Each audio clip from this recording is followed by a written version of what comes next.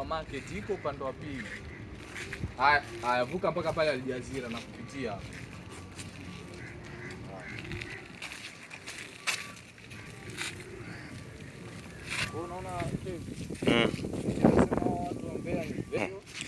Yaani so leo mimi ndugu yangu mimi ikitokea nimeuza pikipiki mbili leo atajisikia vibaya mno sana. Yaani anapenda wai uwe wewe. Kwa nini uwe wewe? Lakini pia wana imani zao na kujiamini wao. Yeah. Sana. Mimi nikamwambia Rich bwana wewe achana na ukweli, yani haitakai tenganisho ukweli kama sivyo.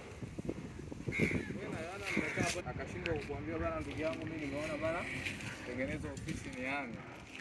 Au nimeona bwana maisha yangu sasa hivi bwana au anatafuta uhuru kwa sababu ukifanya kitu bila kumwambia mtu